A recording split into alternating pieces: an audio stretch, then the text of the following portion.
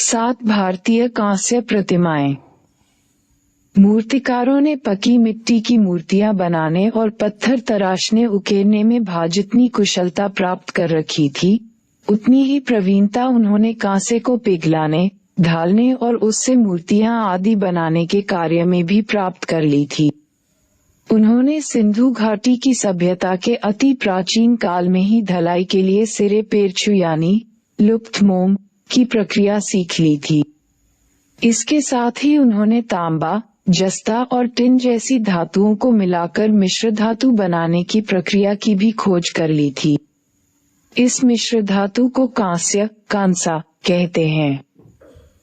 बौद्ध, हिंदू और जैन देवी देवताओं की कांस्य प्रतिमाएं भारत के अनेक क्षेत्रों में पाई गई हैं। इन प्रतिमाओं का काल दूसरी शताब्दी से 16वीं तक का है। इनमें से अधिकांश प्रतिमाएं आनुष्ठानिक पूजा के लिए बनाई गई थीं, लेकिन ये रूप एवं सौंदर्य की दृष्टि से अत्यंत आकर्षक एवं उत्कृष्ट हैं। इसी के साथ साथ धातु ढलाई की प्रक्रिया का उपयोग विभिन्न प्रयोजनों जैसे कि पकाने, खाने पीने आदि के लिए रोजमर्रा की जिंदगी में काम आने वाले बर्तनों के लिए किया जाता रहा है। आज के जनजातीय समुदाय भी अपनी कला अभिव्यक्ति के लिए लुप्त मोम की प्रक्रिया को काम में लेते हैं। संभवतः मोहनजोदड़ो से प्राप्त नाचती हुई लड़की यानी नर्तकी की प्रतिमा सबसे प्राचीन कांस्य मूर्ति है, जिसका काल 2500 ईसा पूर्व माना जाता है। इस नारी प्रतिमा के अंग प्रत्यंग और धड़ सारणी रूप में साधारण हैं। ऐसी ही अनेक छोटी छोटी प्रतिमाओं का समूह दाइमाबाद, महाराष्ट्र में हुई पुरातात्विक खुदाइयों में प्राप्त हुआ है। इन प्रतिमाओं का काल 1500 ईसा पूर्व बताया जाता है। यहाँ पाई गई एक रथ की प्रतिमा उल्लेखनीय है, जिसके पहिए सामान्य रूप से गोलाकार हैं, जबकि उसके चालक मानव की आकृति को लंबा बनाया गया है और उसमें आगे जो बैल जुड़े हुए दिखाए गए हैं, वे प्रबल तरीके से सांचे गए हैं। बिहार राज्य के चौसा स्थल से जैन तीर्थंकरों की अनेक रोचक प्रतिमाएं पाई गई हैं, जो ईसा की दूसरी शताब्दी यानी कुषाण काल की बताई जाती हैं। तीर्थंकरों को निर्वस्त्र दिखलाना जरूरी था, इसलिए इन कांस्य प्रतिमाओं से पता चलता है कि भारतीय मूर्तिकार पुरुषों के अंग प्रत्यंग तथा सुडौल मांसपेशियों के निर्माण में कितने अधिक कुशल थे। आदिनाथ या वृषभनाथ की प्रतिमा का निर्माण बहुत कुशलता से किया गया है, जिसे उनके कंधों पर फैली हुई लंबी केशलटों से पहचाना जाता है। अन्य तीर्थंकर छोटे घुंघराले केश में दिखाए जाते हैं। गुजरात और राजस्थान प्राचीन काल से ही जैन धर्म के गढ़ रहे हैं। वडोदरा के निकट अकोटा में जैन कांस्य मूर्तियां बड़ी संख्या में मिली हैं, जिनका काल 5वीं शताब्दी के अंत से 7वीं शताब्दी के अंत तक का माना जाता है। ये कांस्य प्रतिमाएं प्रारंभ में लुप्त मोम प्रक्रिया से बड़ी सुंदरता के साथ ढाली गई थीं और बाद में उनमें चांदी और तांबे से आंखें, मुकुट और वे वस्त्र बना दिए गए जिन पर इन आकृतियों को बैठा हुआ दिखाया गया है। कुछ प्रसिद्ध जैन कांस्य प्रतिमाएं बिहार में चौसा से भी मिली हैं, जिन्हें अब पटना के संग्रहालय में संभाल कर रखा गया है।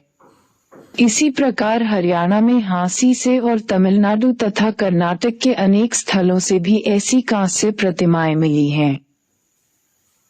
वडोदरा के पास अकोटा से जो कांस्य मूर्तियां बड़ी संख्या में पाई गई हैं, उनसे ये सिद्ध हो गया है कि 6वीं से 9वीं शताब्दी के बीच गुजरात तथा पश्चिमी भारतीय क्षेत्र में कांस्य की ढलाई की जाती थी। इनमें से अधिकांश मूर्तियां महावीर, पार्श्वनाथ या आदिनाथ जैसे जैन तीर्थंकरों की हैं। जैन मूर्तियों का एक नया रूप भी अस्तित्व में आया, जिसमें तीर्थंकरों को एक सिंहासन पर विराजमान दिखाया गया है और उनमें ये तीर्थंकर अकेले या 3 से 24 तीर्थंकरों के समूह में प्रस्तुत किए गए हैं।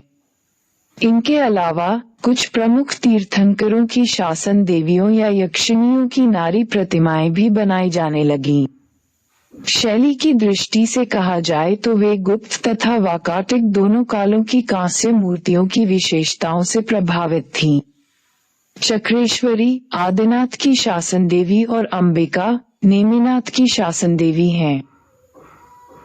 बुद्ध की अनेक प्रतिमाएं खड़ी मुद्रा में पाई गई हैं, जिनमें बुद्ध को अभय मुद्रा में दर्शाया गया है। ये प्रतिमाएं गुप्त काल और उसके बाद के समय यानी 5वीं, 6ठी और 7वीं शताब्दियों में उत्तर भारत विशेषतः उत्तर प्रदेश और बिहार में ढाली गई थीं। इनमें संगति यानी भिक्षु के परिधान वेशभूषा से कंधे को ढका हुआ दिखाया गया है। ये परिधान एक और दाहिनी भुजा को ढके हुए है और उसका दूसरा सिरा बाईं भुजा को लपेटे हुए दिखाया गया है और उसी भुजा के बढ़े हुए हाथ से चुंटे पकड़ी हुई हैं। ऊपर का वस्त्र नीचे की ओर टखनों तक चौड़ा घुमाव लेकर फैला है। आकृति का मानव शरीर बड़ी चतुराई से बनाया गया है, जिससे वस्त्र की पतली किस्म का भी बोध होता है। संपूर्ण आकृति निर्माण कोमल तरीके से किया गया है। यह आकृति कुषाण शैली की तुलना में अधिक तरुणाई से भरी हुई और समानुपातिक प्रतीत होती है। धाने सरखेड़ा उत्तर प्रदेश से प्राप्त विशिष्ट कांस्य प्रतिमा में परिधान की तहें मथुरा शैली जैसी ही बनाई गई हैं, यानी उसमें कई गिर घुमाव मोड़ दिखाई देते हैं। सारनाथ शैली के वस्त्र में कोई तहें नहीं दिखाई देती। इसका एक विशिष्ट उदाहरण सुल्तानगंज बिहार से प्राप्त प्रतिमा में पाया जाता है, जो कि एक काफी बड़ी कांस्य प्रतिमा है। इन कांस्य प्रतिमाओं की विशिष्ट रूप से परिष्कृत शैली एक प्रतिष्ठित गुणवत्ता का प्रामाणिक उदाहरण है। फोफनार महाराष्ट्र से प्राप्त बुद्ध की वाकाटक कालीन कांस्य प्रतिमाएं गुप्तकालीन कांस्य प्रतिमाओं की समकालीन हैं। उनमें ईसा की 3वीं शताब्दी में प्रचलित आंध्र प्रदेश की अमरावती शैली का प्रभाव दृष्टिगोचर होता है और साथ ही उनमें भिक्षुओं के वस्त्र पहनने की शैली में भी काफी परिवर्तन आया दिखाई देता है। बुद्ध का दाहिना हाथ अभय मुद्रा में स्वतंत्र है, इसलिए वस्त्र शरीर के दाहिने हिस्से से लटका हुआ दिखाई देता है, जिसके फलस्वरूप प्रतिमा के इस हिस्से पर सतत प्रवाही रेखा दिखाई देती है। बुद्ध की लुप्त मोम प्रक्रिया lost wax process. Lost wax यानी लुप्त मोम प्रक्रिया में कई चरण होते हैं। सबसे पहले किसी प्रतिमा का मोम का प्रतिरूप हाथों से तैयार किया जाता है। इसे मधुमक्खी के विशुद्ध मोम से बनाते हैं। इसके लिए पहले मोम को आग से पिघलाते हैं और फिर एक महीन कपड़े से छानकर ठंडे पानी से भरे बर्तन में उसे निकालते हैं। यहाँ ये पुनः ठोस हो जाता है। फिर इसे पिचकी या फरनी से दबाते हैं, जिससे मोम तार धागे के आकार में आ जाता है। फिर बनाई गई प्रतिमा आकृति की चारों ओर मोम के इन तारों को लपेटा जाता है। इसके बाद मिट्टी, रेत और गोबर के लेप की मोटी परत प्रतिमा के चारों ओर लगाते हैं। इसके एक खुले सिरे पर मिट्टी का प्याला बना दिया जाता है। इसमें पिघली हुई धातु डाली जाती है।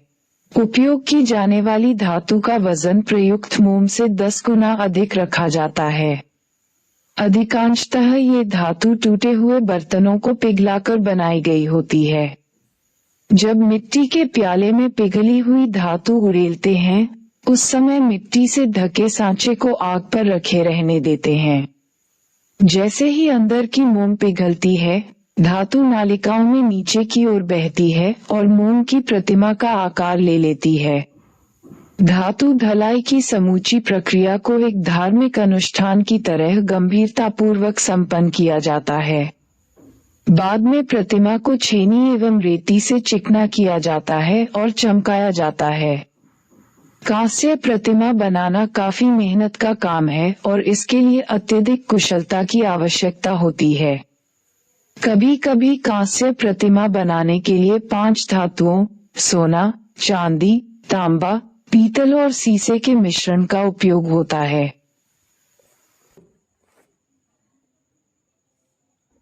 आकृति के टखनों के स्तर पर लटका हुआ वस्त्र स्पष्टतः वक्रेखीय मोड़ बनाता है जब वह बाएं हाथ से पकड़ा हुआ दिखाई देता है। गुप्त और वाकाटक कालीन कांस्य प्रतिमाओं की एक अतिरिक्त विशेषता यह है कि वे सुबाह्य थीं और बौद्ध भिक्षुक उन्हें व्यक्तिगत रूप से पूजा करने के लिए अपने साथ कहीं भी ले जा सकते थे अथवा बौद्ध विहारों में कहीं भी स्थापित कर सकते थे।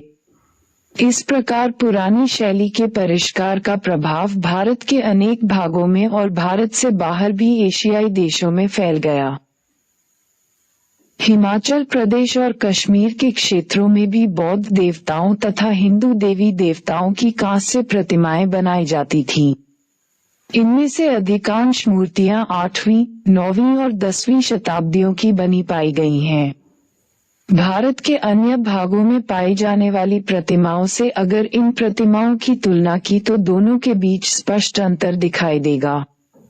इनमें एक ध्यान देने योग्य परिवर्तन ये पाया गया कि विष्णु की प्रतिमाएं नाना रूपों में बनाई जाने लगी। इन क्षेत्रों में 4 सिरों वाले अर्थात चतुरानन विष्णु की पूजा की जाती थी। यह व्यूह सिद्धांत पर आधारित है और ऐसे चतुरानन विष्णु को बैकुंठ विष्णु या बैकुंठवासी विष्णु कहा जाता है। विष्णु की चतुरानन मूर्ति का मध्यवर्ती या केंद्रीय मुख वासुदेव का होता है और बाकी 2 मुख नरसिंह और वराह के होते हैं। नरसिंह अवतार या महिषासुरमर्दिनी की मूर्तियां हिमाचल प्रदेश में पाई जाने वाली मूर्तियों में अत्यंत प्रचलित एवं लोकप्रिय रही हैं।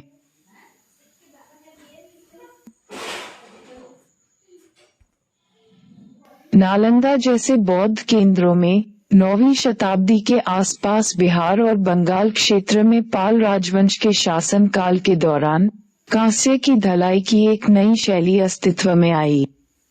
फलस्वरूप कुछ ही शताब्दियों के अंतराल में नालंदा के पास स्थित कुरकेहार के मूर्तिकार गुप्त काल की श्रेष्ठ शैली को पुनर्जीवित करने में सफल हो गए। इस काल की प्रतिमाओं में चतुर्भुज अवलोकितेश्वर की कांस्य प्रतिमा विशेष रूप से उल्लेखनीय है। ये प्रतिमा मनोहर त्रिभंग मुद्रा में पुरुष आकृति का एक अच्छा उदाहरण है। अब बौद्ध देवियों की भी पूजा की जाने लगी थी, जो बौद्ध धर्म की वज्रायन शाखा के विकास का प्रभाव था। इसके अंतर्गत तारा देवी की मूर्तियां अत्यंत लोकप्रिय हो गईं। इन मूर्तियों में तारा को सिंहासन पर विराजमान दिखाया गया है, उनके साथ एक टेढ़ी कमलनाल उगी हुई दिखाई गई है और उनका दाहिना हाथ अभय मुद्रा में उठा हुआ दिखाया गया है। कांस्य धलाई की तकनीक और परंपरागत देवी देवताओं की कांस्य प्रतिमाएं बनाने का कार्य मध्यकाल के दौरान दक्षिण भारत में विकास के उच्च स्तर पर पहुंच गया था। यद्यपि पल्लव काल में 8वीं तथा 9वीं शताब्दियों के दौरान कांस्य प्रतिमाएं बहुतायत में बनाई जाने लगी थीं, लेकिन 10वीं से 12वीं शताब्दी के बीच तमिलनाडु में चोल वंश के शासन काल में कुछ अत्यंत सुंदर एवं उत्कृष्ट स्तर की कांस्य प्रतिमाएं बनाई गई। कांस्य प्रतिमाएं बनाने की उत्तम तकनीक और कला आज भी दक्षिण भारत, विशेष रूप से कुंभकोणम में प्रचलित हैं।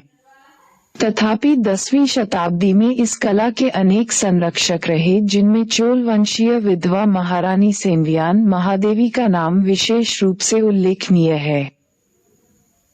नटराज। इस प्रतिमा में शिव को उनकी दाहिनी टांग पर संतुलित रूप से खड़े हुए और उसी टांग के पंजे से अज्ञान या विस्मृति के दैत्य अपस्मार को दबाते हुए दिखाया गया है।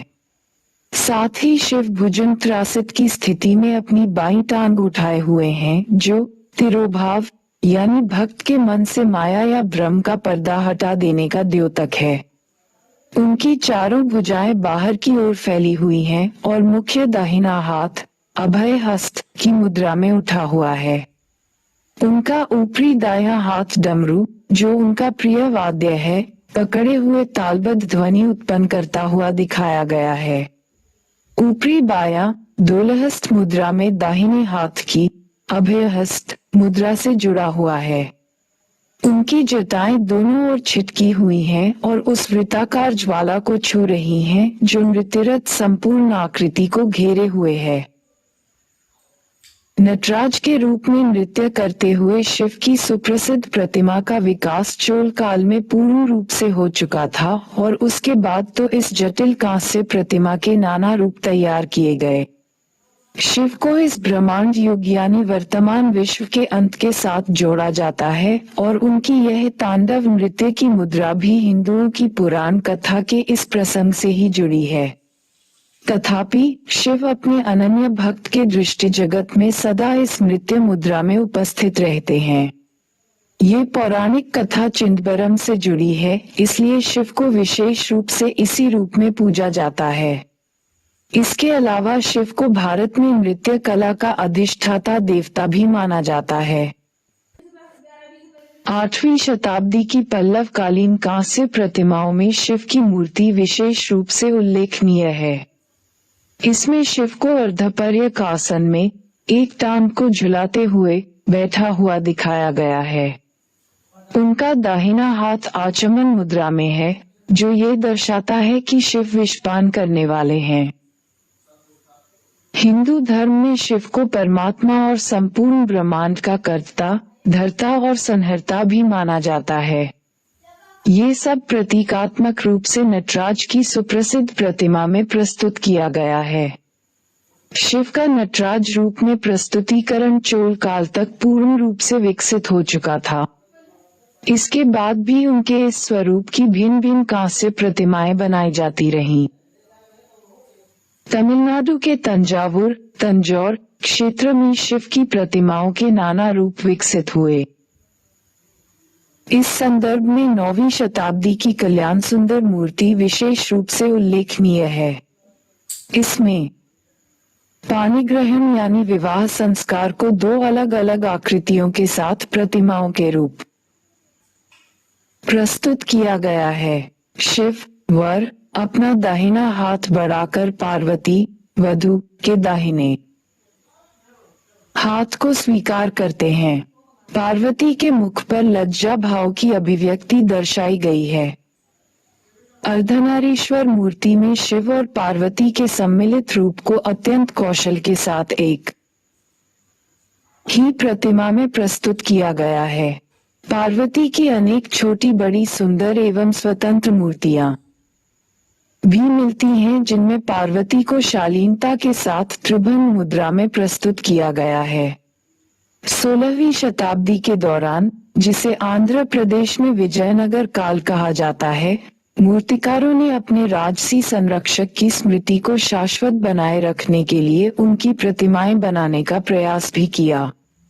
तिरुपति में कांस्य की आत्मकद प्रतिमाएं बनाई गईं, जिनमें कृष्णदेव राय को अपनी 2 महारानियों तिरुमलंबा और चित्रा देवी के साथ प्रस्तुत किया गया है।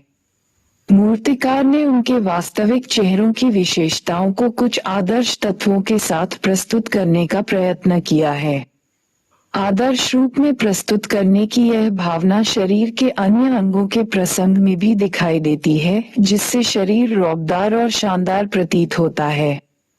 मूर्ति के रूप में खड़े हुए राजा तथा रानियों को प्रार्थना करते हुए दिखाया गया है और उनके दोनों हाथ नमस्कार मुद्रा में जुड़े हुए दिखाए गए हैं।